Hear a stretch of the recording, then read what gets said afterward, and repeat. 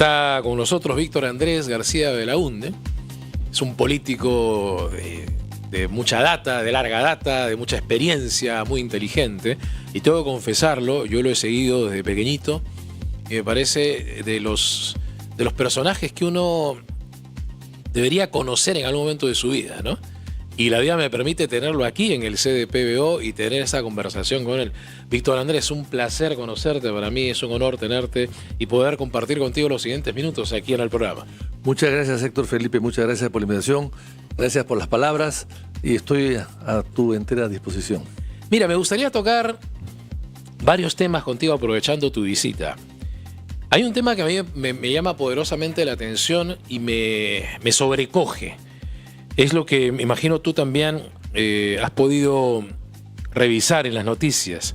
Casi 800 casos de abuso sin sanción real. Caso de niñas de la comunidad Oajún por abuso sexual e impunidad. El Estado, ¿qué participación o qué responsabilidad tiene aquí, Víctor Andrés?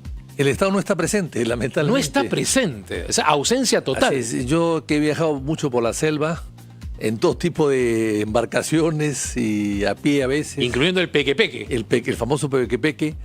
He estado en Santa Rosa varias veces. Bueno, ahí no hay autoridad. No hay presencia del Estado. Bueno, la Marina tenía en una época un servicio fluvial de la Marina que yo recuerdo ahora no existe ya. Había presencia naval en muchos de los ríos que tampoco he visto últimamente, sobre todo en las fronteras. Yo creo que estamos descuidando nuestras fronteras. Hay que recordar que la guerra con Ecuador el año 81, lo que se llamó el Cenepa o la Cordillera del Cóndor o Falso Paquilla. O Falso Paquilla, sí. En fin, hay varios nombres que se le dio a ese incidente. Se originó por filtraciones de soldados que pasaban por la frontera, por la cordillera, por la parte de arriba de la cordillera de los cóndores, pasaban hacia la parte de abajo, hacia la ladera, porque el Perú está más abajo que Ecuador. Ecuador está arriba, claro, y abajo está el Perú. Sí. O sea que, digamos, Ecuador es como una ventana que tú ves abajo del Perú. Sí. Es la cordillera, ¿no? Sí. Tú ves, bueno, entonces ellos se bajaron, y se establecieron ahí en lo que se llamó Belaúnde Falso Paquilla, hicieron un pequeño pueblo, qué sé yo.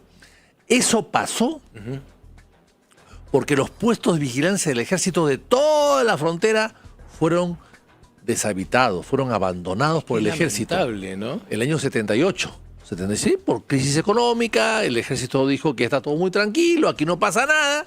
Bueno, y entonces como abandonaron los puestos de vigilancia, el PB3, el PB5, el PB7, el PB22 se hicieron famosos en su momento, abandonados, que eran pequeñas covachas o pequeños kioscos o búngalos, qué sé yo, con gente del ejército y con torretas, qué sé yo, de vigilancia en la frontera, ¿no?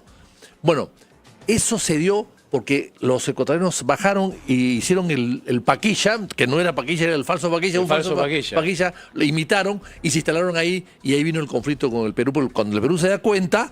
Ya es demasiado tarde. Es demasiado tarde. Claro, este es el lugar conocido como... Hay una frontera, bueno, la gente conoce la frontera de Perú con Ecuador por Tumbes, que es la Panamericana Norte. Pero hay otra frontera que es la que une Piura con Ecuador, que es, para el lado de Ecuador está Limones y para el lado de Piura está Alamor, que es la frontera que te lleva por Querecotillo, por Venado. Exactamente. ¿Tú que has viajado? Yo he viajado también por estos lugares. Exactamente. Para conocer, en realidad, hay otra frontera por Jaén, también por San Ignacio. Pero es una frontera no aprovechada, porque la pista es muy bonita, entrando por... La zona es preciosa. La zona es preciosa, o sea, ahí está Alamor, está Querecotillo, está Lancón, está Venados, y vas hacia el Ecuador. Exactamente. Y esa pista es hermosa, pero la han dejado abandonada. Lamentablemente, pues hay una... no hay una cultura de defensa de la nacionalidad, del territorio, de la soberanía. ¿Por qué? Yo no sé por qué. Es una cosa... Eso del falso Paquilla es clarísimo. Abandono de puestos de vigilancia del ejército, de la Fuerza Armada, y del gobierno, por supuesto que aceptó eso, gobierno militar, además en ese momento de Morales Bermúdez, causó una guerra.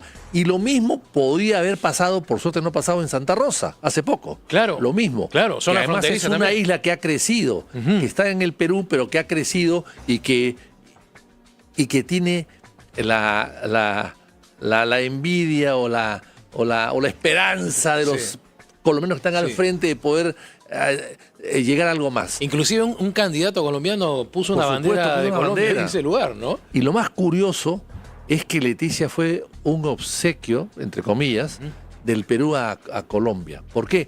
Porque Leticia fue una ciudad hecha por peruanos. Leticia era la mujer de un iquiteño, de uno de Loreto. Mira qué buena historia. Le decía su mujer, se llamaba Leticia. No la sabía. Y entonces fue ahí, se instaló y le puso Leticia el nombre de su mujer a esa población. Fíjate. Que ahora es una gran ciudad. Fíjate. Así que hasta el nombre es peruano. Imagínate. Hasta el nombre es peruano.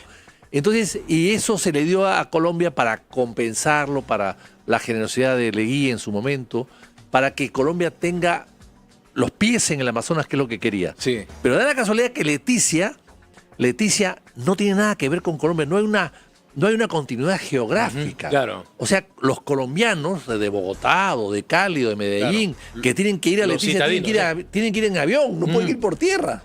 No hay cómo. Es como ir a Iquitos, pues, ¿no? No hay acceso por tierra. Pero por lo menos en Iquitos tú puedes ir navegando o de Yurimaguas o de Pucallpa. Claro. Pero o de Iquitos mismo puedes ir navegando a Leticia. Pero no hay cómo navegar a Leticia desde Colombia. Claro. No hay acceso. O sea, fue un enclave, una isla en medio de la selva que el Perú le dio a Colombia para que ellos tengan sensación de estar en el río Amazonas. O sea, con todos esos antecedentes, el Perú no ha puesto una base naval, por ejemplo, en Santa Rosa. Una frontera viva. Una frontera viva. ¿No? Claro. Eso no se ha hecho. Y eso es lo que ha pasado. Y lo que ha pasado con esta gente que mencionas tú... En la comunidad Guajún. Es lo mismo que ha pasado. Qué lástima, ¿no? Que no hay presencia del Estado, ninguna presencia del Estado. Y por lo tanto puede pasar cualquier cosa. Ley de la selva, lamentablemente. La ley de la selva, ¿no? Ahí esa frase cae a pelo, de perilla, ¿no? De perilla, como se dice, como Aníbal Dedo, lamentablemente. Y eso, la verdad que a mí no me hace sentir orgulloso de que no haya una presencia del Estado en estos lugares que son, o sea, tierra de nuestros compatriotas. Ahora, ahí ¿quién tiene presencia? El Ministerio de Economía, el Ministerio de Salud, el Ministerio de Educación, el Ministerio de Transportes. O sea, ahí los ministerios se van a disputar, ¿no? O lavarle las manos, que yo no tengo que ver nada en eso. Sí. Porque todos van a decir que no, yo no tengo nada que ver en eso. Yo no fui, fue TT. Así, ahí necesitas educación, salud y bueno, y defensa también, por supuesto que sí. Esa es una práctica que a mí también me llena de tristeza, cómo no enfrentan o cómo no abordan los temas que corresponden y lo que hacen, popularmente dicho, se lavan las manos, ¿no? Pero yo tengo, la producción me indica que tenemos un comentario, te lo digo, desde mi punto de vista, tremendamente desacertado de quien fuera en ese tiempo, estoy hablando ya algunos meses atrás, quien fuera en ese tiempo ministro de Educación en referencia a estas situaciones de violación a niñas en estas comunidades. ¿Lo tenemos, Sandy? Por favor, vamos a compartirlo con nuestros televidentes. Vamos a trabajar de la mano con el MINSA para atender los temas de salud que correspondan y vamos a trabajar con los hermanos Aguajún porque estoy seguro que debe haber algún tipo de solución que tenemos que encontrar entre todos para zanjar esta situación. Denunciar si ha habido una violación.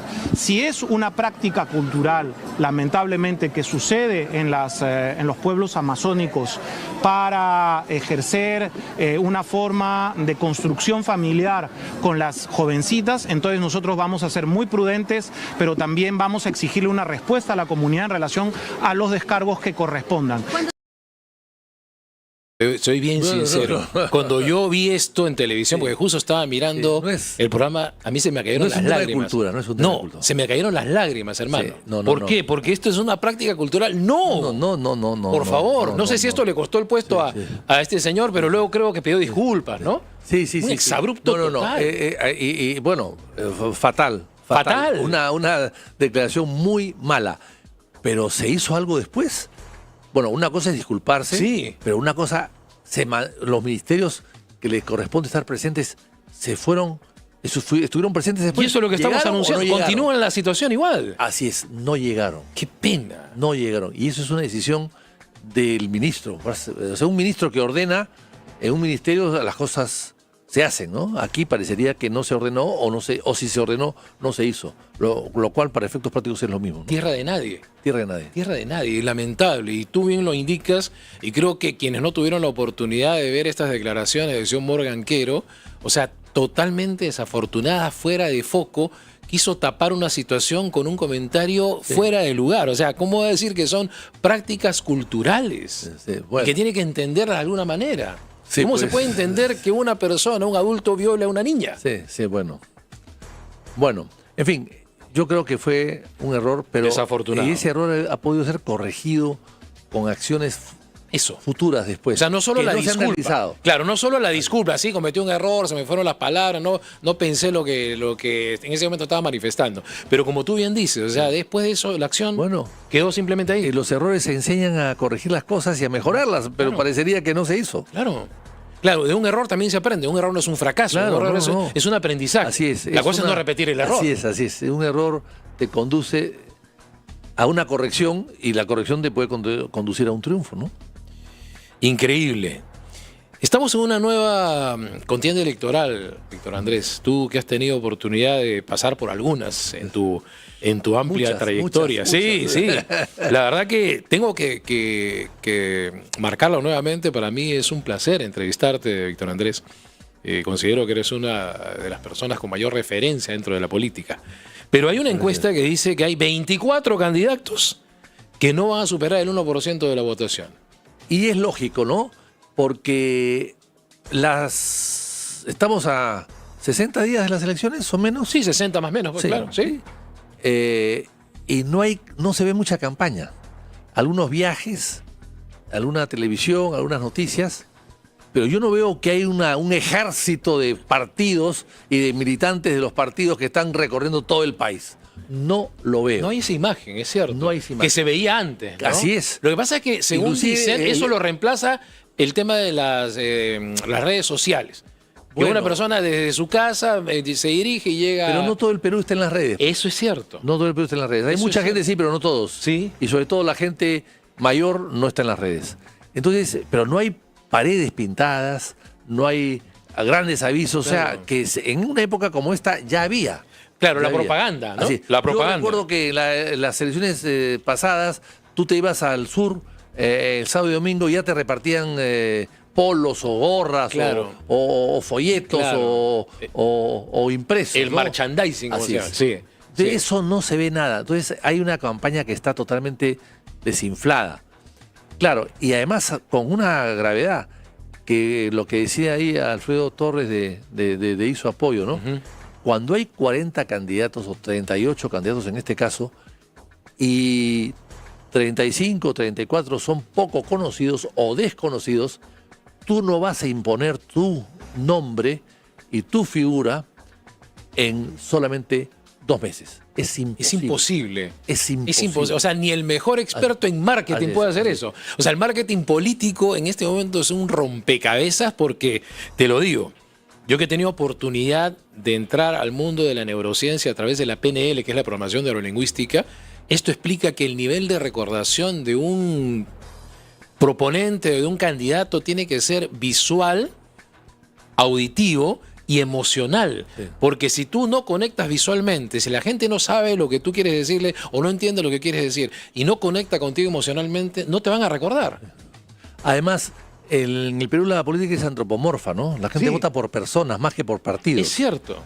Por personas. Es cierto. No vota por el partido de la ciudad Keiko, no, vota por Keiko, ¿no? No vota por el partido de la ciudad Leaga, que no sabe el partido de dónde salió, si es solidaridad. O vota en contra de también. O sea, la gente vota por López Alega y punto, ¿no? Sí. O sea, en los partidos la gente vota por las personas, no por los partidos. Difícilmente hemos votado en el pasado por partidos y no por personas. Y es una complicación también para los que participan en las elecciones del Senado Nacional, el Senado, la Cámara de Diputados y el Parlamento, porque van a tener que votar no por la persona, sino por un símbolo. Así es. ¿Y en qué momento asocias el rostro, lo que te dice y lo que sientes con esa figura? Claro, porque además la foto es del candidato a la presidencia, ¿no? En la foto para el candidato, sí, a la presidencia. Así es. Y el símbolo para las otras. Pero entonces ¿cómo eliges tú si no recuerdas el número? Es algo que veas con tu memoria y tu papelito, los dos números que tienes que poner. No es uno, son dos números. Sí, sí. Y eso se aplicó el año 84. Recuerdo que Díaz Orihuela fue el que lo impuso, porque dijo, no, que no sea un número para elección preferencial, no, que sean dos, para que puedan correr juntos, para que no compitan entre ellos, sino más bien colaboren y se pongan a trabajar juntos. Claro, inclusive que existe una concordancia, Así ¿no? es. Pero ahora el tema del voto cruzado, también puedes votar por un partido y por otro, dependiendo de tu elección. Así ¿no? es. El voto preferencial existió en el Perú en los años 62, recuerdo que inclusive la plancha presidencial se votaba diferente. Por eso es que el año 62 el vicepresidente de Ahí La Torre sacó más votos que Ahí La Torre. Imagínate. ¿Y recuerdas tú cuántos candidatos había para la presidencia? No, 7 máximo. Máximo, 6, ¿no? 5, 4 máximo. El año 63, por ejemplo, hubo 4 candidatos. Nada más. ¿Ah, sí? 4. Claro, el 63 era digamos una especie de segunda vuelta, porque la elección anterior había sido el 62, hubo golpe de Estado. Correcto. Hubo 12 meses de gobierno militar que llama a otra elección, que es como una segunda vuelta de hoy día, pero a los 12 meses, no a los 3 o 4. Sí. Es una especie de segunda vuelta. Y en esa segunda vuelta, en esa segunda elección, digamos, el 63, fueron 4 candidatos. Pero los del 62 eran 7. O sea que tampoco pues había mucha diferencia. Claro, claro. Y casi todos eran... En esa época había más de izquierda que derecha. Hoy día hay más de derecha que izquierda. Sí, pues. Se ha hecho un balance en ese tema de la derecha y la izquierda, que también es otra... Eso también es tema de conversación, ¿no?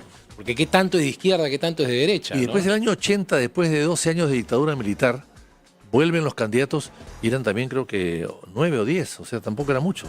O sea, un poco más. En el año 80. Sí, el año 80, sí. Claro. 8 creo que fueron, 7, 8. Un poquito más. Pero ahora hay 38. Es una feria electoral. Pero esta polarización lo único que va a permitir es rechazo. O sea, ¿por quién no votar más que por quién votar? Porque hay gente que ni siquiera es reconocida dentro Pero de la yo creo que esto tiene la culpa propuesta. Un poco Vizcarra, el gobierno de Vizcarra, porque aprobó fondos para los partidos.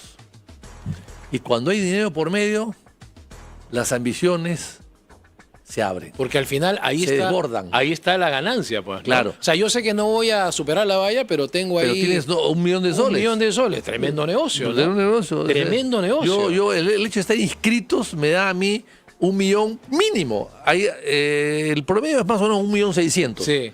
Hay otros que reciben 6 o 7, pero serían Estamos los más hablando grandes. de 80 millones de soles, mi querido Víctor Con Andrés. 80 millones de soles haríamos 30 escuelas en el Perú. Tranquilamente. Y le daríamos agua pues a 250 escuelas. Claro, que es lo que hace falta, ¿no? Es lo que hace falta, el tema médico también, o poner lo que estábamos hablando en la primera parte, las fronteras vivas, para que podamos tener un sostenimiento. Es mucho dinero. Víctor Andrés, por favor, permíteme una pausa, está súper interesante el tema. Me gustaría hablar sobre la bicameralidad contigo, me gustaría hablar también sobre el tema del aeropuerto internacional Jorge Chávez y las tarifas, y con esto vamos a regresar luego aquí en PBO.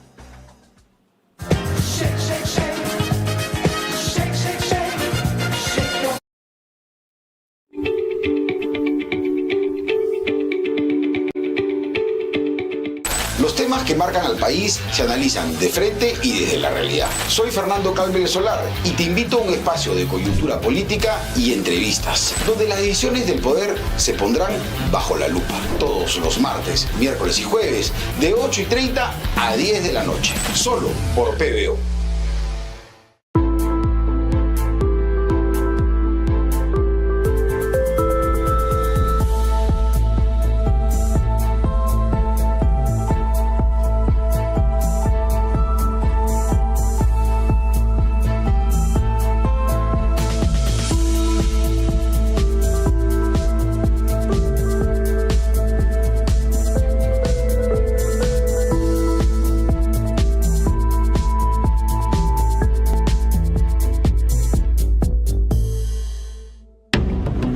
nombre es David Levy y hace más de 22 años que viajo personalmente a los lugares más remotos del mundo para conseguir las más exclusivas, tradicionales y modernas alfombras. Mi relación personal con los mejores proveedores le asegura a mis clientes las más finas alfombras a los mejores precios del mercado, como esta alfombra Britton a $450. En Consorcio Persa, nuestra pasión son las alfombras y nuestra visión es brindarle a nuestros clientes el servicio personalizado que se merecen. Visítanos en Avenida Comandante Espinar 451 Miraflores o en nuestra web www.consorciopersa.com. Consorcio Persa, lo mejor del Lejano Oriente para tu hogar. Hola, soy Philip Butters. Invito a todos los operadores radiales de todas las provincias del Perú a unirse a nuestra gran cadena informativa multiplataforma de PBO. Completamente gratis. PBO te ofrece programación de calidad lista para que tú hagas negocio con tus anunciantes locales. No te pierdas esta gran oportunidad de potenciar tu radio FM del Perú profundo. Únete a la familia PBO y crezcamos juntos. Contáctanos ya al WhatsApp más 51 4 veces 9 9999 52 888 o en www.pboradio.com. Hey, se viene la Copa del Mundo más grande de la historia y T-Sport es el único lugar en donde vas a poder ver toda la Copa. Toda.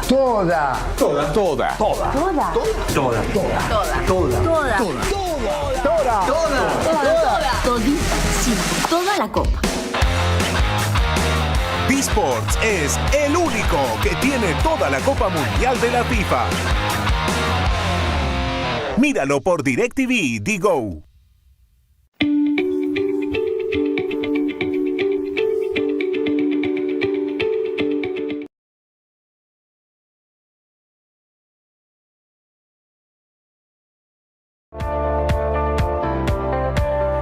Bienvenidos amigos, ingresamos a un nuevo bloque de nuestro programa. Mi nombre es Héctor Felipe, soy comunicador motivacional. Más adelante viene nuestra secuencia, vamos a hablar de temas bien interesantes en el tema de la comunicación motivacional. Y bueno, en este momento, como les dije al principio, tengo el placer de conversar con Víctor Andrés García Belaunde, una persona muy entendida en temas políticos, y vamos a pasar a un tema, ya revisando lo anterior, vamos a pasar a un tema que estoy seguro va a ser de la atención de nuestros seguidores. Vamos a hablar sobre la bicameralidad. O sea, el Congreso va a seguir siendo el Congreso, ¿no es cierto? Pero ahora va a haber diputados y va a haber senadores nacionales, y en fin, esto vamos a conversarlo con Víctor Andrés. Víctor Andrés, ¿tú crees que la bicameralidad es oportuna en este tiempo para nuestro país? Siempre, no, yo diría todo lo contrario. Fue inoportuno sacarlo. El fujimorismo eliminó la bicameralidad para tener mayor control sobre el Congreso. Hizo un Congreso unicameral y chico para controlarlo. Para tener el manejo. Para tener el manejo del país. Y efectivamente así fue, porque lo controló hasta que Fujimori se fugó. Pero hasta ese momento... el famoso 5 de abril también, ¿no? Así es. Pero a partir de ahí, de la unicameralidad, el Congreso fue adscrito casi al Poder Ejecutivo y hizo casi todo, aprobó todo lo que le propusieron. Ahora, hay que recordar que creo que fue un error el fujimorismo. Yo he presentado proyectos de ley de bicameralidad desde que llegué al Congreso el año 2000 y siempre tuve el rechazo del fujimorismo. Al final cambió de parecer. Después de 20 años el fujimorismo se dio cuenta que era un error, efectivamente. Te puedo hacer una pregunta con respecto a ello. ¿Tú has tenido oportunidad de conocer a Alberto Fujimori? ¿Tuviste la oportunidad de conversar con él? No, Alberto, qué curioso. A ver, Alberto Fujimori me llamó a mí una vez, cuando nadie sabía quién era, me llamó a mí y me dijo, oiga, señor diputado, soy Alberto Fujimori. ¿Cómo? ¿Cuándo era rector de la Universidad Agraria? ¿En esa época ya? Sí, yo creo que era rector, sí. Tenía un programa de televisión en Canal 7. Canal 7. Que le había otorgado la amistad con Luis Alberto Sánchez porque era época del APRA. Claro. ¿Ya? Claro. Le dije, ¿cómo se llama usted? Fujimori. Fujimori, tanto gusto. Disculpe, no lo conozco. Yo siempre contesto muchas llamadas, ¿no? A veces sin conocerlas. ¿Cómo se llama usted? Alberto Fujimori. ¿Qué? Bueno, ¿en qué lo puedo servir? Mire, me dijo, yo tengo un programa de televisión y quiero hablar sobre minería. Mucho gusto. y quiero invitarlo a usted. Mire, ingeniero, le dije, yo de minería puedo hablar 5 minutos o 10, pero no 1 hora. Tengo mis limitaciones. Porque es una especialidad. Yo le propongo a usted, es que quiero a alguien de Acción Popular que vaya. Correcto. Yo le propongo a usted, llame usted a Juan Inchaustegui. Tú sugeriste a Juan Inchaustegui. Sí, que vaya usted, él sabe, él es nuestro experto, ha sido ministro de Energía y Minas además. Claro. Ay, pero no lo conozco. ¿Cómo hago? No se preocupe, yo lo voy a llamar. Claro. Yo lo voy a llamar y le voy a decir Yo te hago el contacto. Yo le hago el contacto. Y le hice el contacto y se presentó y efectivamente fue una... Se explayaron. Después me llama a agradecerme. Ah, correcto. Me llama a agradecerme y me dice, bueno, ahora quiero hablar de no sé qué otra cosa. Entonces le dije, bueno, esa otra cosa usted llame a Arias Estela, a cosas internacionales. Ay, pero no, también le hice el contacto, pero ya no llamó a Arias Estela, sino llamó a otra persona, Aureo Segarra, creo, y la verdad que no fue tan bueno el programa.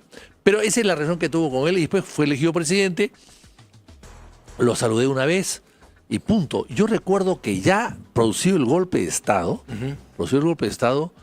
bueno, nos persiguió, a mí me puso RUC Exible, RUC Exible, etc. Y una vez yo acompañé al presidente Belaúnde al Teatro Municipal a una ceremonia, de no sé si era de la Universidad Católica o de alguien, y estando con él, yo llevé a Belaúnde, yo lo veía mucho, el presidente Belaúnde casi a diario, yo lo había llevado, manejando mi auto, y entonces anuncian que llega Fujimori. Entonces Belaúnde me llama, yo estaba atrás de él, nos retiramos. Sí. Entonces, perfecto. Se levantó él, me retiró y nos fuimos por atrás del teatro y nos retiramos. No quería saludarlo. No quiso saludarlo. Así es. O sea, evitó el saludo. El presidente Belaúnde. Claro. Ya de producir el golpe, ¿ah? Sí. Porque antes del golpe no hubo ningún problema. Era finalmente, no es que le gustase mucho, pero era un demócrata. Desde tu punto de vista, Víctor Andrés, con la experiencia que tú tienes, ¿Alberto Fujimori tenía autonomía gubernamental? O sea, ¿él manejaba o lo manejaba Montesinos? ¿Quién tenía más peso? Pregunta. ¿Quién tenía más peso en el gobierno en esa época? ¿Montesinos o Fujimori? Qué buena pregunta.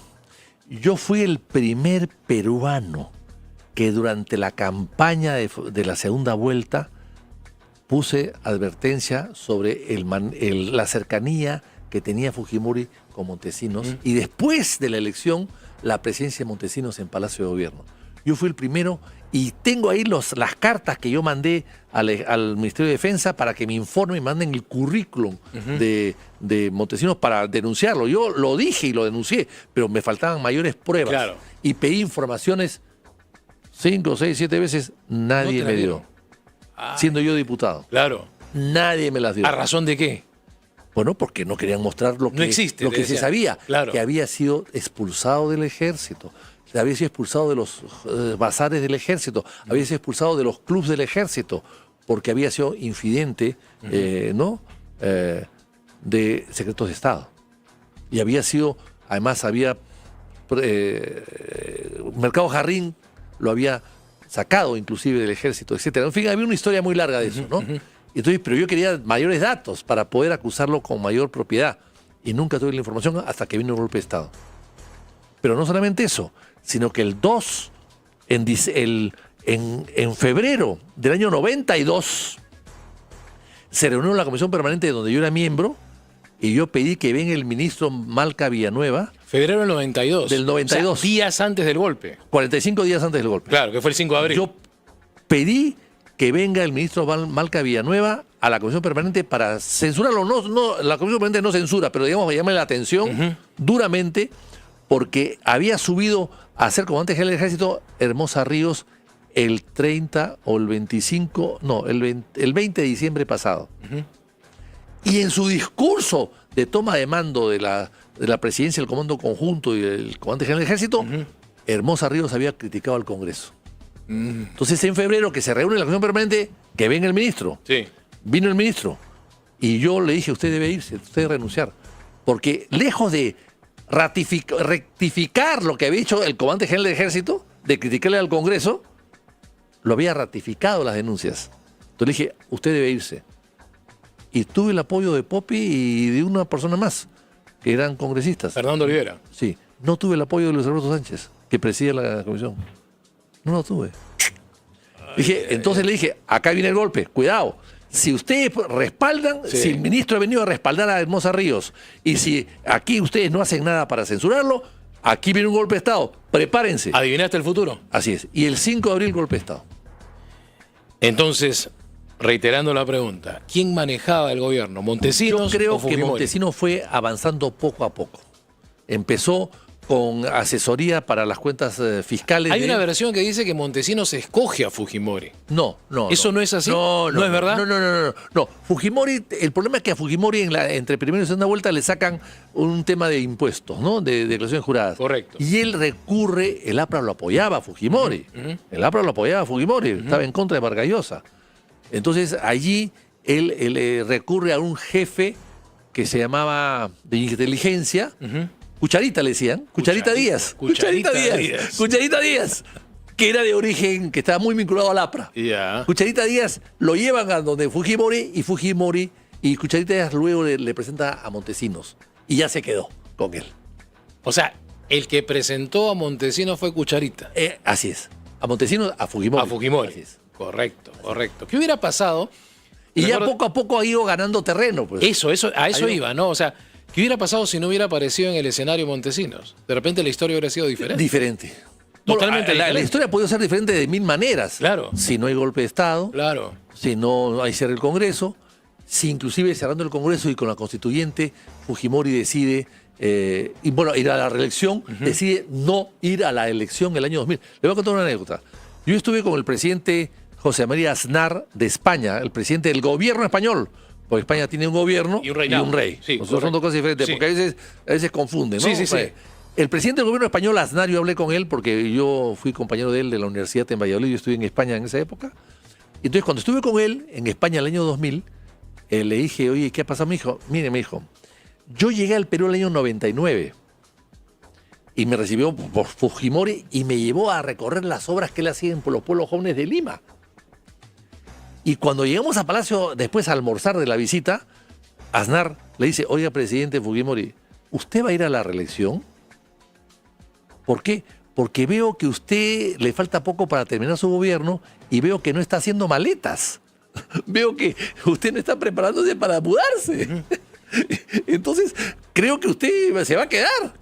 No he pensado, le dice Fujimori. Estaba terminando el segundo mandato. Claro, el año 2000. Claro, y postulaba al tercero. Iba a ser al tercero, exactamente. Entonces, y ahí viene la renuncia de Japón y todo lo que se conoce. Pero esto fue en el año 99, un mes antes de que él se lance. O sea, terminando el siglo.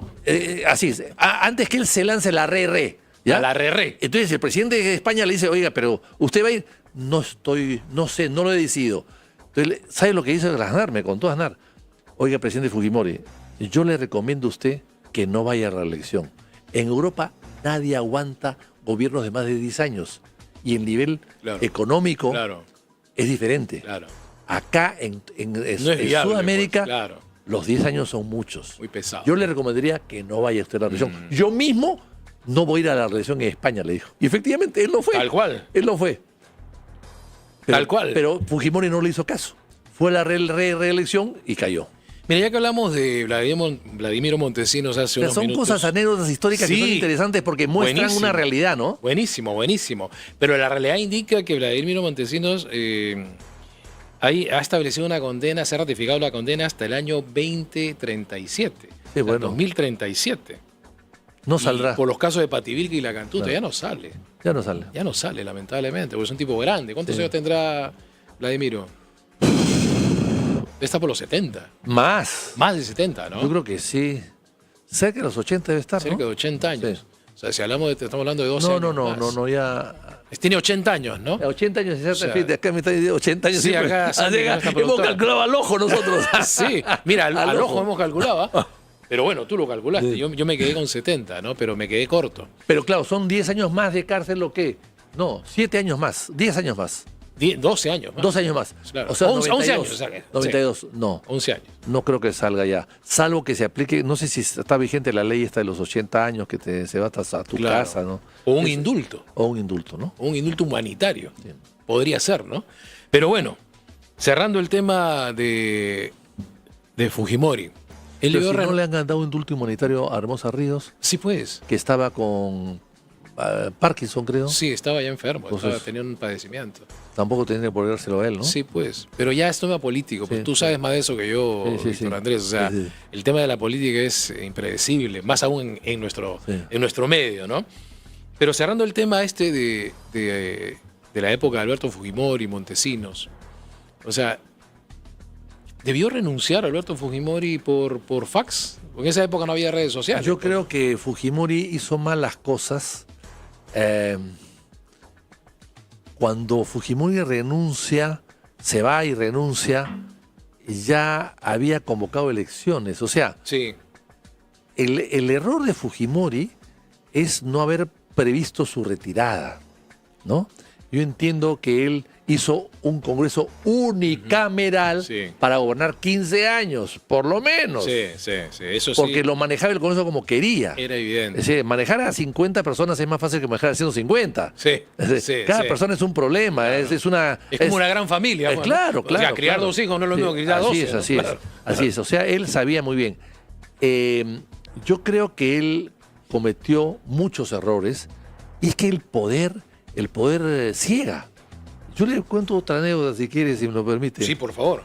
El Cáceres, nuestro héroe de la Breña, que fue un gran soldado, evidentemente, no fue un buen político y fue presidente del Perú después de la guerra con Chile, ¿no? Y la gente no estaba contenta con él. Sí. La gente se levantaba con él. O sea, hubo una crisis mucho más grave que la que tenemos hoy día en el Perú. Complicada. Y entonces, y no quería dejar el poder. Lo visitó el nuncio apostólico del Perú en ese momento, en el año 1899. Monseñor Machi. Lo visitó el nuncio apostólico. Dijo, oiga, presidente Cáceres, hasta las piedras lo odian. Renuncie usted. Imagínate. Repito la frase. Claro. A ver. Hasta las piedras lo odian. Renuncie usted. Y renunció. Bueno, es que la historia... Pero único que hizo caso. Claro. Al único que renunció. Claro. Porque el nuncio apostólico, decano del cuerpo diplomático, que como es tradición, un hombre de mucho prestigio, va y le dice, oiga, presidente, en su país, hasta las piedras lo odian, renuncie usted. Ya, pues, y él era un hombre católico que creía en la iglesia y le tenía simpatía, bueno, pues le hizo caso. A nadie más le hizo caso, a él sí. Es algo que le pasa a Geri, pues que no le hace caso a nadie, a su mamá Lee, parece que no le ha dicho eso, entonces bueno, pues ahí se quedará. A la mamá Lee, ¿no? A la mamá Lee. A mamá Lee. Le falta, en el nuncio vaya le diga, oiga, Geri, renuncie. Alguien que le diga, ¿no? Que en realidad ahí tiene, esa es la labor de los asesores, pues el asesor exactamente, que tiene que manejar una entrevista. Están los que manejan media training, o sea, cómo mirar la cámara, qué decir, cómo lograr conectar con el pueblo, qué es lo que los asesores son fundamentales, no los sobones, los asesores. Es que el sobón al final hace lo que tú quieres y no te dice lo que tienes que hacer. Por eso tienes que contratar a alguien que sepa más que tú, por lo menos en esa parte, para que te diga lo que tienes que hacer. Y claro, los presidentes de la República, los jefes de Estado, lamentablemente no tienen asesores independientes, sino tienen áulicos, ¿no? Sobones, o gente que han conseguido pues en el camino. Ayayeros. Esa es la palabra, Yendo a otro punto, me gustaría también ver el tema del aeropuerto contigo. Para terminar, del Congreso, solamente quiero decirte, este Congreso unicameral, hay que tener mucho cuidado con el próximo Congreso. Empezó su gestión hace 5 años casi, con un presupuesto de 650 millones de soles. El Congreso que está cerrando, unicameral. Este Congreso que se va. Ya, correcto. Que se va. Claro. Empezó su presupuesto con 650 millones de soles. Hoy día está en 1.700. Cuidado. 1.700. Que el próximo Congreso no haga lo mismo. Mucho cuidado con eso. Ojalá que haga todo lo contrario, que lo baje. Sí. Y para terminar. Sí. Cuando cierra el Parlamento bicameral Fujimori, la Cámara de Diputados gastaba 25 millones de dólares de presupuesto y el Senado 15. 40 millones de dólares. Sumados. Hoy día, este Congreso, el que se va, gasta lo que le he dicho, 1.700 millones de dólares, que son como aproximadamente 500 millones de dólares. Mucho ojo con eso, ¿eh? Mucho ojo. Mucho ojo con eso. Hay que estar atentos a ello. Quería pasar al punto antes que nos gane el tiempo. Tú sabes que quiero aprovechar tu presencia, Víctor Andrés. El tema del peaje que considera la gente injusto, en el tema de los pasajeros que están en tránsito. Mira, yo acabo de estar en Panamá. Panamá, tú sabes que era una provincia de Colombia, la provincia del Istmo. Sí. Es un país pequeño, tan pequeño como el departamento de Ica, seguramente, por ahí. Pero paso obligado por las obligaciones. Sí. Y estaba ahí, en el aeropuerto, he estado invitado al Davos de América Latina, que se llama Foro Económico de América Latina y el Caribe, organizado por la CAF, la Corporación Latina de Fomento, y otros gobiernos, ¿no? Me fui invitado, y agradezco mucho la invitación, por supuesto, y estuve en el aeropuerto. Gran aeropuerto, mejor que el de Lima Callao, por supuesto, que es nuevecito, el otro tiene muchos años ya. Sí, Tocumen. bonito aeropuerto. Y hay un letrero que vi, aquí no cobramos transferencia. Tal cual. ¿Qué te parece? Claro. Aquí no cobramos peaje por transferencia, claro. Cobro por transferencia. Claro. Eso, qué vergüenza el Perú, ¿eh? Sí. Qué vergüenza. Estos señores alemanes del AP no son los alemanes de Occidente, son los alemanes de Oriente. Sí. Han sido contagiados por el sovietismo, cuando eran parte de la Unión Soviética, satélite de la Unión Alemania Soviética. dividida, ¿no? Esta Alemania, esta empresa, pues, que con poca dignidad, ¿no? Con poca presencia, poca prestancia, con ánimo de saquear. Claro. Pero sacar al final lo que pueda. ahuyentas, ¿ah? Porque ya no haces una parada técnica, pues, por una parada técnica. Ahora tú llegas para llenar gasolina, ahí, en fin. Si usted se va a Cusco, pase por acá, pague $8, $10, $11. Qué sinvergüenzas. Me da mucha pena por el Perú. Pero esto es cosa de Humala, del gobierno de Humala, del ministro Carlos Paredes, de Humala. De ahí vienen las negociaciones, ¿no? Que permitió una adenda que no estaba en el contrato, un pago que no estaba en el contrato. Porque el contrato habla de una TUA. Sí, pues, ya hay TUA. Esta es una segunda TUA. Sí. Y TUA es texto único. Yo pienso que deberían estar prohibidas las adendas en los contratos. Te voy a contar.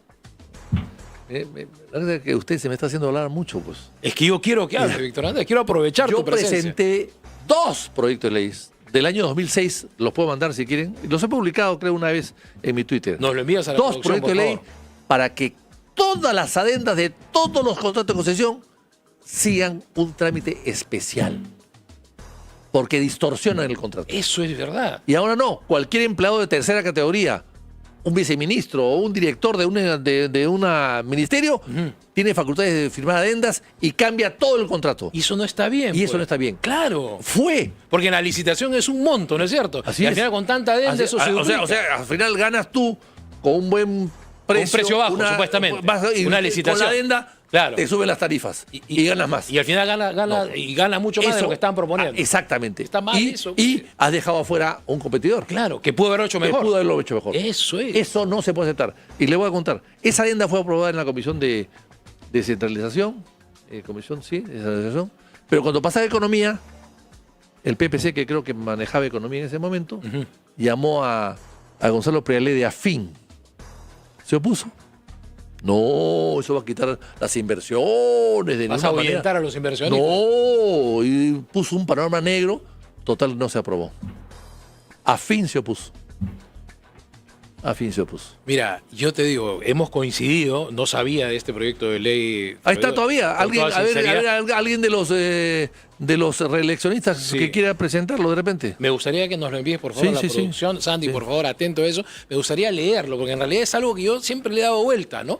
¿Por qué es que tú haces una licitación, participas de un concurso público, das un precio bajo, ¿no? Le ganas a los otros, dejas fuera de carrera pudiendo ser mejores que tú o tener más experiencia que tú y al final tú comienzas a trabajar con las adendas? Así es. Y ganas mucho más dinero que cualquiera. Así es. Y eso no puede ser, porque eso no es transparente. La gran adenda, la última que nos ha costado $91 millones de pérdida, es la adenda del aeropuerto de Chincheros en Cusco. En el Cusco. ¿No? Porque ese contrato se venció, caducó, porque Kunturguase, que era la concesionaria, perdió. Porque no hizo el cierre financiero, no consiguió la plata. Entonces, bueno, ahí quedó trunco y se fue. Pero llega Kuczynski, llega Vizcarra, con su ministra, que ahora es candidata a la presidencia, y deciden reactivar el contrato con una adenda.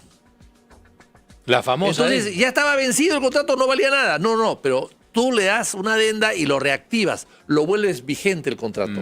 Y cambiando las condiciones. Antes era 80% ponía Kunduruvasi, 20% el Estado. Ahora, con la nueva adenda, que reactivas el contrato primero y segundo, le cambias las condiciones ¿cuáles fueron? Ahora el Estado pone 80% y Kunduruvasi 20%. ¿Al revés? Al revés. Ay. Y lo reactivas. Entonces llega el ministro Bruno Yufra, después que se va de Vizcarra, Sí. y él ve pues que es una cosa absurda y conversa con ellos para anularlo y quedar todos en paz. Llega a un acuerdo y lo anulan. Pero no, Kunduruvasi no compró con el acuerdo. Al día siguiente fue a CIADI, siguió un juicio y ya ganó el juicio por 91 millones de dólares que el Estado tiene que pagarle a ellos, no habiendo hecho ellos nada. Nada, absolutamente nada. Nada. Víctor Andrés, tú sabes que en televisión el tiempo pasa volando, más aún no cuando disfruta una conversación. Es una experiencia muy linda para mí. Te agradezco mucho, Víctor Andrés, por haber accedido a conversar esta mañana con nosotros. Estoy seguro que esto se va a repetir con otros temas coyunturales. Te agradezco mucho la Gracias por presencia y sobre invitación. todo la visita. Y recuerdo mucho y un saludo muy fraterno a una persona que estuvo sentado siempre ahí. Claro, el gran Chema Salcedo. El Chema Salcedo, Por supuesto sí, que sí. efectivamente. Como lo dije yo al inicio de mi participación aquí en PBO, yo no vengo a reemplazar a Chema, vengo a ocupar un espacio en PBO y sabemos que Chema, ya recuperado, va a regresar a tomar este micrófono y este lugar en algún momento, de repente los fines de semana, pero estamos seguros de que su recuperación va a ser efectiva y él estará nuevamente Un gran saludo para Chema. para él, con todo nuestro cariño. Vamos a una pausa, pero